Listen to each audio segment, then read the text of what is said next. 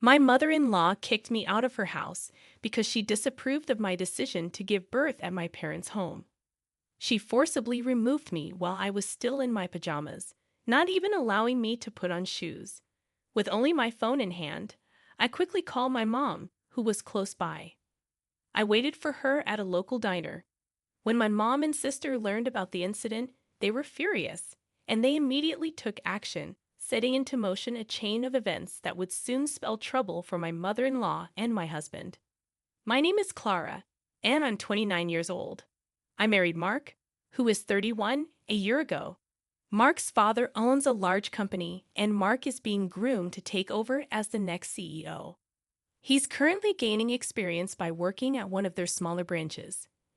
We met at work, but I didn't realize the scale of his family's business empire until just before our wedding. Mark had never mentioned that he was in line to be the next CEO, which took me completely by surprise. He was so confident and well-liked, and once he explained everything, it all seemed to fall into place. Suddenly, I found myself in a whirlwind as the wife of a future CEO. After we got married, Mark relocated to the main company's office, while I continued with my job.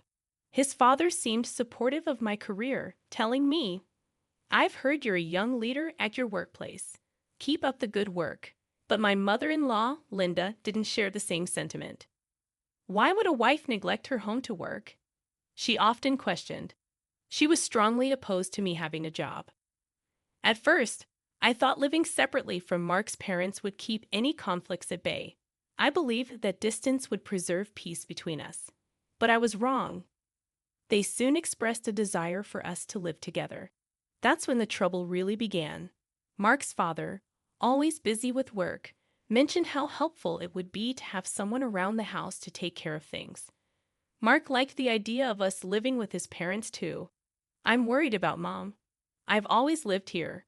Moving out just wouldn't work for me," he explained. I found myself in a position where I felt I couldn't say no.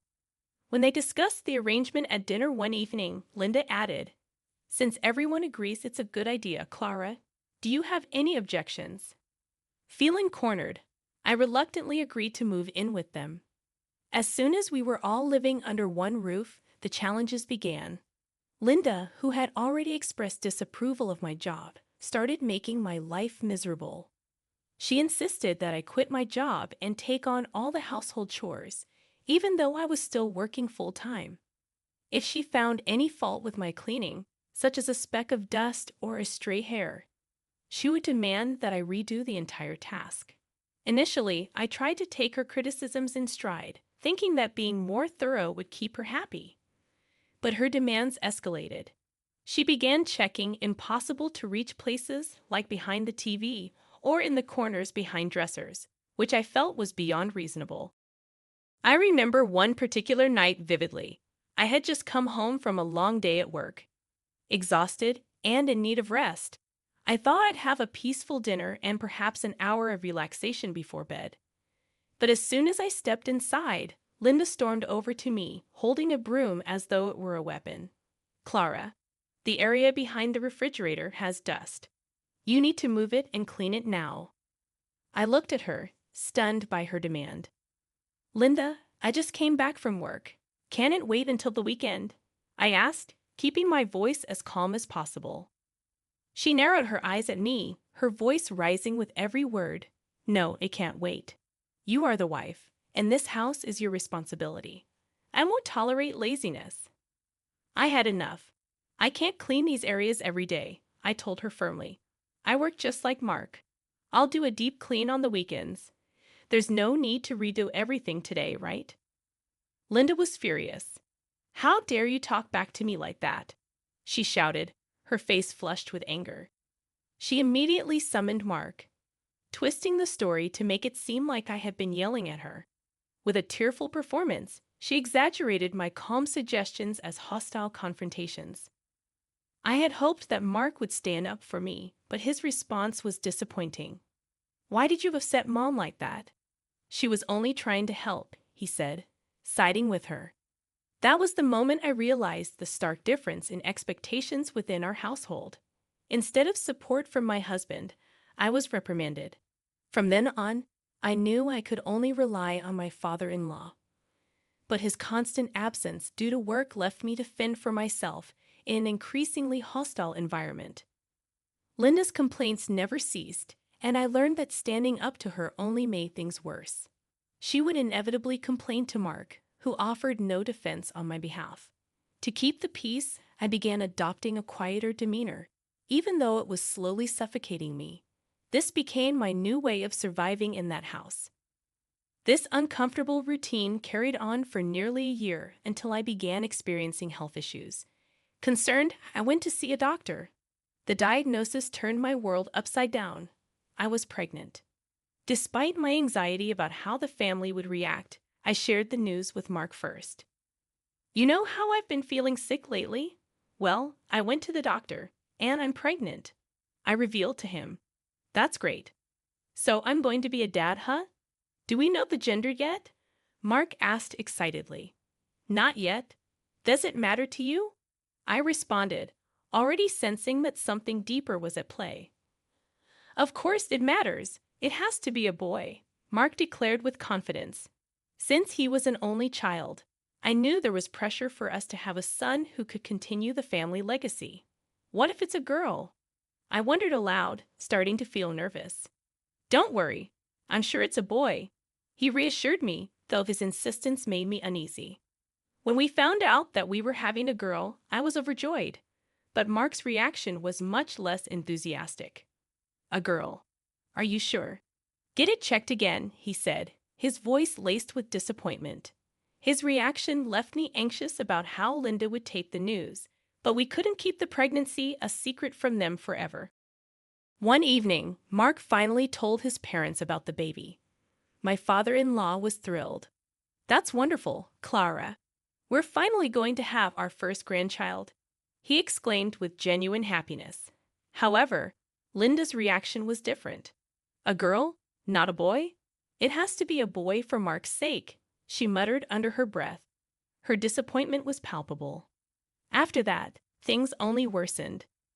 Linda continued to pressure me about my duties around the house, even going so far as to question whether I planned to quit my job once the baby was born. Just because you're pregnant doesn't mean you can slack off on your responsibilities. Pregnancy isn't an illness, you know, she said coldly.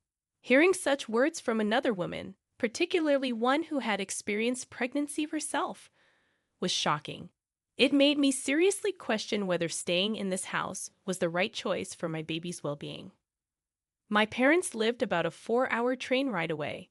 After my father passed, my mom and older sister had been living together in our family home. I began to think that going there to give birth might be the safest and most supportive option. With my heart heavy, I called my mom. Mom, it's me, Clara, I said. What's going on, sweetheart? It's rare for you to call, she replied. I'm pregnant. And I was thinking, could I come home to give birth? You're pregnant? Why didn't you tell us sooner? Congratulations, honey. Of course, you can come home to give birth. But have you talked this over with your in-laws yet? My mom asked, always concerned about doing things properly. Not yet, I admitted. Well, make sure you discuss it with them. If they agree, I don't see any problem with you coming home, my mom advised. Feeling encouraged, I decided to bring it up with Mark that evening. I'm thinking of going home to my parents' house for the birth, I said, trying to gauge his reaction. Oh, going home for the birth? That's fine, I guess, he responded nonchalantly. My mom's here, so everything should be okay. His quick agreement surprised me, but I still anticipated resistance from Linda. I also turned to my father-in-law for support. I think it would be best for everyone if I went home for the delivery. What do you think? I asked him, trying to sound diplomatic. He seemed surprised at first, but then smiled. If that's what you want, Clara, then it's probably the best decision. I won't oppose it, he said, reassuring me.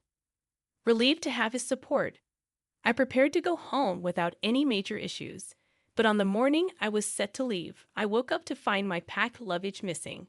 My heart sank. Mark and his father had already left for work, leaving me alone to confront Linda. Do you know where my luggage is? I asked, hesitating. Oh, about luggage? I got rid of it. Linda snapped. I don't need a daughter-in-law who causes so much trouble. Don't ever come back, she shouted, pushing me out of the front door before I had a chance to react. I hadn't even put on my shoes. Dressed in just my pajamas and with only my smartphone in hand, I heard the front door lock behind me with a definitive click. Barefoot, and with nowhere else to go, I called my mom. She was furious and promised to come right away. While waiting for her, I walked to a nearby diner where I spent an hour trying to process what had just happened. My mom arrived soon after, and she didn't hesitate. She drove me straight back to our family home, where my sister was already waiting. I told them everything, the harsh treatment by Linda and Mark's lack of support.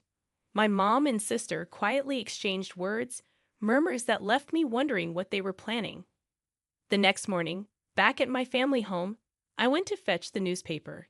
As I opened the door, I was stunned to find Linda and Mark kneeling outside. Clara, I'm so sorry. It was all my fault. Please don't sever ties with my husband's company, Linda pleaded. Clara, I'm sorry too, Mark added. Please, can we continue doing business with my dad's company? Confused, I had no idea what they were talking about. My mom stepped forward and sternly asked, What does resuming business mean? To avoid further disturbance, my mom invited them inside. Once seated, Mark began pleading his case. Would you consider resuming business with my dad's company? Please, he begged my mom and sister. I turned to my mom, puzzled. What does it mean that they're doing business with my father-in-law's company? Yes, we work with one of their subsidiaries, my mom explained. It's one of the major companies within their group, second only to the main office. Mark chimed in. Their top client is your mom's company. This was news to me, and I chuckled. That's news to me too. But my mom's expression quickly turned serious. I can't continue doing business with a family that would treat my daughter so poorly. I'm stopping all business dealings, she declared firmly. Linda, desperate, begged. Please, I beg you. I'll do anything. Could you reconsider? My sister, with a smirk, added, You said you'd do anything, right? So you'll agree to Clara's divorce, and naturally, you'll pay alimony and child support. Her words echoed in my mind. Just the day before, Mark had told me I deserved everything that was happening, showing no remorse. Silently, I agreed with my sister and mom. Any affection I once had for Mark had long since evaporated. Thanks to my sister's well-timed comment, the conversation shifted decisively in our favor. Linda, though reluctant, finally asked, Even if it means agreeing to a divorce, will you resume business? With a knowing smile, my mom picked up her phone and made a call. It seems this woman agrees to my daughter's divorce, she spoke clearly into the phone. From the other end, my father-in-law's voice came through. Got it. Hey, Linda, I'm divorcing you. And Mark, you're fired. These drastic conditions were set for resuming business. My mom's decision was firm. I can't forgive you two for how you treated Clara. You deserve to be punished. The unexpected turn of events left Linda without a husband and Mark without a job. My father-in-law's powerful sway ensured that neither could find support within their social or professional circles. Mark struggled to find a new job in his previous field and ultimately had to switch to customer service. However, complaints soon led to his termination there as well. Now, Linda and Mark live together in a small one-bedroom apartment, barely scraping by on daily wage jobs. Their once lavish lifestyle, funded by my father-in-law's wealth, is gone, and their relationship is strained. Meanwhile, I safely gave birth to a healthy baby girl at home, surrounded by the love and support of my mom and sister. As life has settled down, I plan to join my mom's company, looking forward to a new chapter in my professional life. Mark hasn't followed up about our daughter. I expect him to fulfill his obligations for child support, but I have no intention of letting him be part of our daughter's life. Now, my focus is on moving forward, living a happy and fulfilling life with my little girl.